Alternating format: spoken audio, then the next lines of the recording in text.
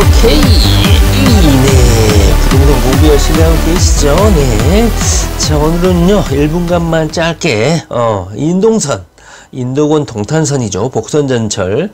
정식 명칭은 동인선입니다.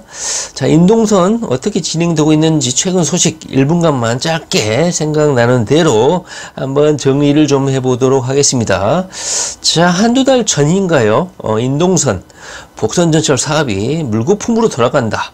재검토 대상으로 기획재정부가 검토하고 폐선 절차를 밟을 수도 있다. 이런 소식이 전해지면서 이것 때문에 인도권, 의왕, 군포 이쪽에 동탄까지 아파트 가격이 영향을 받니 마니 이런 난리 부를 수가 있었죠. 하여튼간 부동산 기사 쓰는 애들 그냥 가져다 붙이는 것 같아.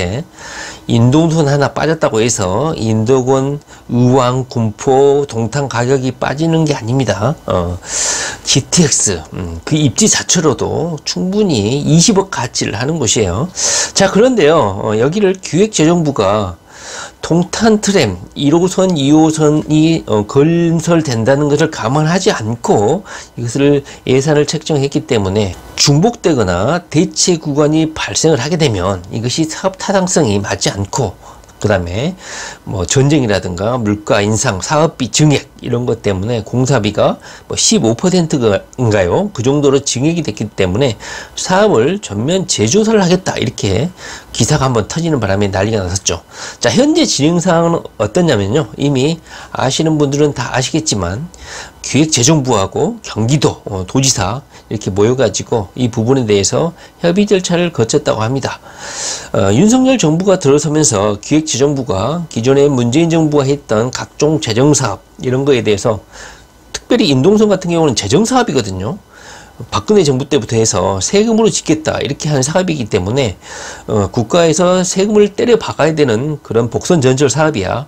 그렇기 때문에 국가로서는 약간 부담이 될 수가 있죠. 그래서 윤석열 정부가 들어서고 나서 세금을 전력하겠다, 재정사업을 감축을 하겠다 이런 기조 때문에 가장 먼저 거론됐던 게 바로 인동선 복선 전철 사업이었거든요.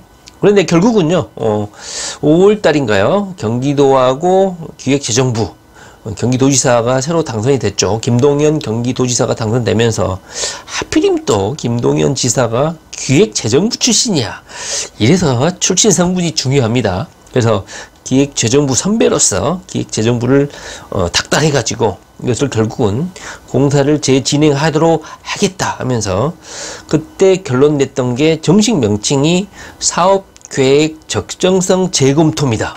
전면 재검토냐, 재조사냐, 수요 예측 재조사냐, 이런 식으로 어떤 것을 선택할 것인가, 세 가지 대안 중에서 사업 적정성 재검토를 하기로 했다. 전면 재조사라든가 수요 예측 재조사라든가 이런 게 아니고, 만약에 수요 예측 재조사라든가 사업 타당성 재조사를 하게 되면 거의 18개월, 20개월 가까이 공사가 중단이 된다고 해요. 그 중에서도 가장 경한 사업계획 적정성 재검토로 결론을 냈다고 합니다. 이것이 의미하는 바는 뭐냐면, 일단은 사업을 그대로 진행을 하고 이미 착공을 한 공사 구간이 있잖아요. 109라든가 809, 909, 특히 109 같은 경우는 어디입니까? 인도권이잖아요. 그래서 인도권의 입지를 과소평가하면 안 됩니다. 결국은 인동선 복선전철 사업 출발력으로서 인도권은 현재 공사가 진행되고 있고, 사업계획 적정성 재검토에서도 인도권은 이미 패스가 됐습니다.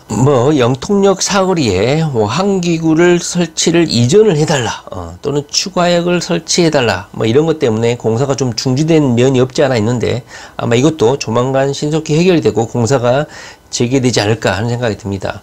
사업 타당성 재조사라는 것은요, 여기 뒤에 보시면 아시겠지만 매몰 비용이 매우 크죠. 이 사업을 추진하기 위해서 기획재정부라든가 국토교통부, 정부가 투하한 돈이 많기 때문에 매몰 비용이 너무 크다.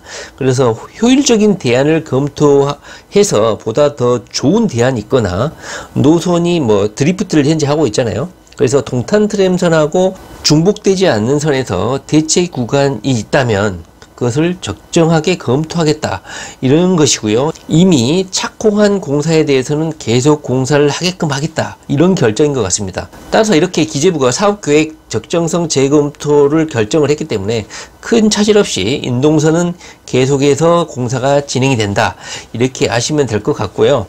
인동선이 유의미한 이유는요, 물론 뭐 강남 일대를 지나는 것은 아니지만 경기도 일대를 남북으로 종단하는 아주 중요한 중심축에 있는 복선 전철이기 때문에, 그리고 거기에다가 급행역까지 운행을 하게 되면 경기도의 획기적인 교통 대책이 될 수 있다. 현재 급행역으로 거론이 되고 있는 역은 어디입니까? 뭐 인도군역은 당연히 포함이 될 것이고, 오전역, 수원 월드컵 경기장역, 그 다음에 영통역, 동탄역, 현재 이런 역들이 거론이 되고 있습니다.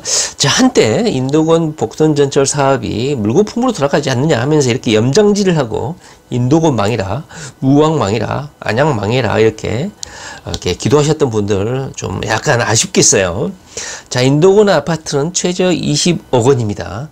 절대로 이런 선동성 기사에 휘말려 가지고 자신의 소중한 아파트를 팔아서는 안 되겠습니다. 물론 현재 오전 재건축 재개발, 우왕의 재개발 재건축으로 이제 많은 공급이 예정되어 있긴 하지만요, 절대 낮은 가격으로 분양하지 않습니다. 그 가격을 기준으로 해서 GTX, 그 다음에 인도권 복선전철, 이 교통 가치가 올곧이 반영되지 않을까 하는 생각이 듭니다. 현재 여기에 인도권 엘센트로 푸르지오가 랜드마크, 현재 선도 아파트인데요, 84제곱미터 단일 평수다 보니까 단지로서는 그다지 좋은 단지는 아닙니다. 우왕에서 새 아파트가 들어서게 되면 랜드마크 아파트가 교체되지 않을까 하는 생각이 좀 듭니다.